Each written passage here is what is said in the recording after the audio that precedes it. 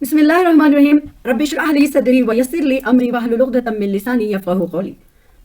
अपने इस चैनल पर जिसका नाम कुरान तालीम और अदब है, मैं आप सबका इस्तक़बाल करती हूँ। अस्सलामु अलैकुम व रहमतुल्लाहि व बरकातुहू। हमारा एक टॉपिक जिसका नाम है औरत कुरान की नज़र में, इसका सिलसिला चल रहा है और उसी में आज हम इंशाअल्लाह लेंगे इसका 7th पार्ट, जिसमें अल्लाह ताला ने औरतों के लिए ग़ज़्व बसर और पर्दे के अहकामात का जिक्र क्या किया है हम देखेंगे। अल्लाह ताला सूरत नूर आयत नंबर 31 में फरमाते हैं वक़ुल्लिल मुमिनात यग़ज़ुज़्ना मिन अबसारिहिन्ना, आप कह दीजिए मोमिन औरतों से कि वो अपनी निगाहों को पस्त रखें, व यहफ़ुज़्न फ़ुरूजहुन्ना, और वो अपनी शर्मगाहों की हिफाजत करें, वला युब्दीना ज़ीनतहुन्ना, और अपनी ज़ीनत यानी बनाओ सिंगार को ज़ाहिर न करें, इल्ला मा ज़हरा मिन्हा, मगर जो कि वो ज़ाहिर हो जाए यानी खुद ब खुद जो ज़ाहिर हो जाए, वलियज़रिबना, और चाहिए कि बिखुमूरिहिन्ना अला जुयूबिहिन्ना, अपनी ओढ़नियां अपने गिरेबानों पर डाले रखे, वला युब्दीना ज़ीनतहुन्ना, और ज़ाहिर न करें अपना बनाओ सिंगार, इल्ला लिबुउलतिहिन्ना, मगर अपने खाविंदों के, औ आबाइहिन्ना, अपने दादाओं के बाप दादाओं के, औ आबाई बुउलतिहिन्ना, या अपने खाविंदों के बाप दादा के, और अपने बेटों के, औ अबनाइहिन्ना, अपने बेटों के, औ अबनाई बुउलतिहिन्ना, या अपने शोहरों के दिगर बेटों के, औ इख्वानिहिन्ना, और अपने भाइयों के, औ बनी इख्वानिहिन्ना, और अपने भाइयों के बेटों के, औ बनी अखवातिहिन्ना, अपने बहनों के बेटों के, औ निसाइहिन्ना, अपनी औरतों के, औ मा मलकत अयमानुकुम, और वो उनके जिनके वो मालिक है, औ तबीईना गैर उलिल इरबातिन, और उन नौकर चाकरों के जो औरतों की हाजतमंद नहीं है, बिना रिजाली, और मर्दों से, अव तिफलु, या तिफली उन लड़कों के लिए, अल्लज़ीना लम, जो नहीं है, यज़हरु अला औरातिन निसाई, जो औरतों की छुपी हुई बातों से वाकिफ नहीं है, वला यदरिबना, और वो न मारें, बिअर्जुलिहिन्ना, अपने पाँव जमीन पर यानी औरतें, लियुअलमा, ताकि जाना जाए, मा युख्फीना मिन ज़ीनतिहिन्ना, वो जो जाना जाए जो वो छुपाती है अपने बनाओ सिंगार में, वतूबू इलल्लाहि जमीआ, और तुम तौबा करो सारे के सारे अल्लाह की तरफ, अय्युहल मुमिनूना, ऐ मोमिनो, लअल्लकुम तुफ्लिहून, ताकि तुम फलाह पाओ। तो ये आयत बहुत ही प्यारी आयत अल्लाह ताला ने हमारे लिए नाज़िल फरमाई। इसमें अल्लाह ताला ने हुक्म दिया कि औरतों को कि अपनी नज़रों को नीचे रखें और अपनी शर्मगाहों की हिफाजत करें और अपनी जीनत को ज़ाहिर न करें, सिवाय अपने शौहरों के और अपने बाप के, और अपने शौहरों के बाप के, और अपने बेटों के और शौहरों के बेटों से, और फिर अपने भाइयों से और भाइयों के बेटों से, बहनों से और बहनों के बेटों से, और फिर यह है कि उन औरतों के जिनके वो मालिक हैं, जैसे होते हैं गुलाम वगैरह, तो उनके, और फिर उनके दाएं हाथ से, या नौकरों के जो अभी औरतों की उनको ज़रूरत नहीं है, और मर्दों में से जो है वो, या फिर लड़के जो है जिनको औरतों की ज़रूरत नहीं है, यानी बहुत ज़्यादा बूढ़े या फिर जो लड़के होते हैं उनके, अल्लज़ीना, और जो वो वाकिफ ना हो औरतों की छुपी हुई बातों से, उनकी सतह के बातों से, वला यदरिबना, और वो अपने पैरों को ना माने ज़मीन पर, क्योंकि वो क्या है, और इससे क्या होता है कि वो सारी जो छुपी हुई जीनत है वो ज़ाहिर हो जाती है। तो अल्लाह ताला ने फरमाया कि वो जो छुपाती है अपनी जीनत और बना सिंगार को, उसको ज़ाहिर न करे, और अल्लाह ताला ने फरमाया कि तुम सब अल्लाह ताला की तरफ तौबा करो, और फिर ताकि अल्लाह ताला ने वो रीज़न भी बता दिया कि ताकि तुम फलाह पाओ।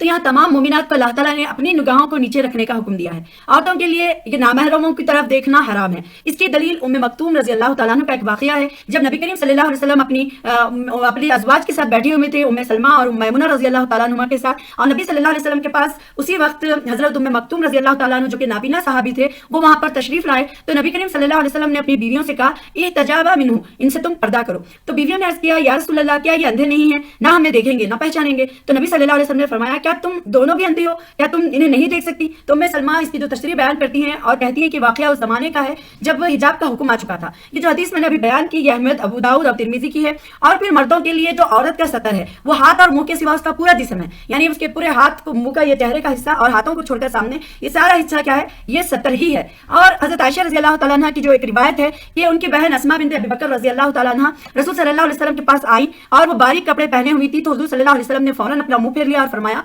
अस्मा, जब औरत बालिग हो जाए तो इसके लिए हलाल नहीं है कि वो जाहिर करे जो अपने मुंह के सिवा और हाथ के सिवा। और हाथ की हद आप सल्लल्लाहु अलैहि वसल्लम ने खुद अपने कलाई से अपने हाथ पर रखकर इस तरह बताई कि आपकी मुट्ठी और हथेली के दरमियान सिर्फ एक मुट्ठी की जगह बाकी थी। मतलब इस तरीके का इतना हिस्सा क्या है, औरत खुला रख सकती है। शरीयत इलाही क्या है, औरतों से सिर्फ इतना ही मुतालिबा नहीं करती कि वो अपनी निगाहों को नीची रखे और शर्मगाहों की हिफाजत करे, जिस तरीके से मर्दों को हुक्म दिया गया था। लेकिन यहाँ पर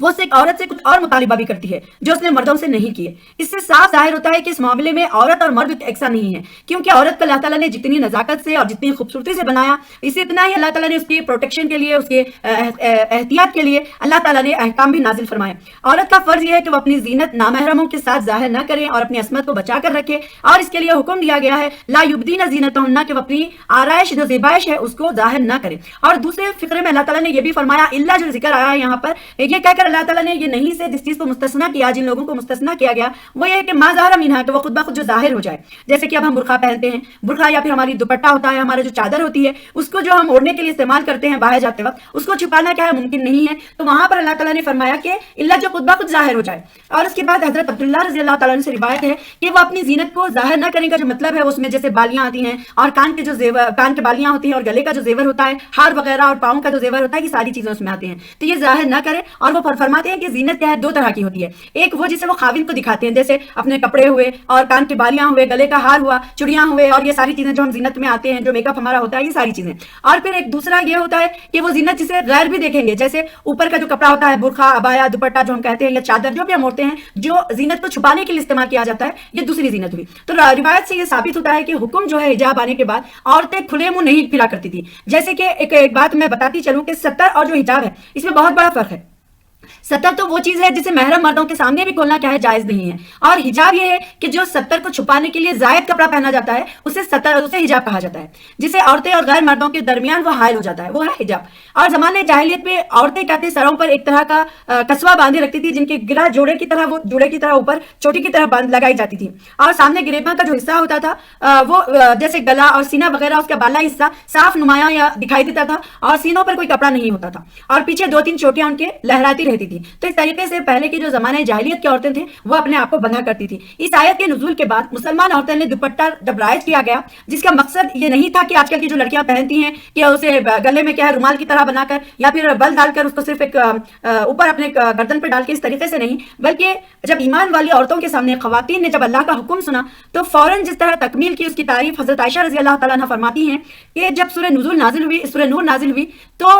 رسول صلی اللہ علیہ وسلم سے اسے سن کر لوگ اپنے گھروں کی طرف پلٹے اور جا کر انہوں نے اپنی بیویوں، اپنی بیٹیوں اور اپنی بہنوں کے سامنے اس آیت کو تلاوت کر کے سنایا. اور پھر انصار کی عورتوں میں سے کوئی ایسی نہیں تھی کہ جو آیت کو سن کر ایک جگہ بیٹھی رہی ہوں.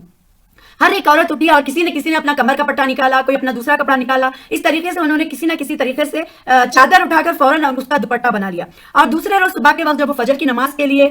جتنی عورتیں بھی مسجد نبوی میں حاضر ہوئیں تو سب دوپٹے اوڑے ہوئے تھی. اور ایک ابن کثیر کی روایت میں حضرت عائشہ رضی اللہ تعالیٰ عنہ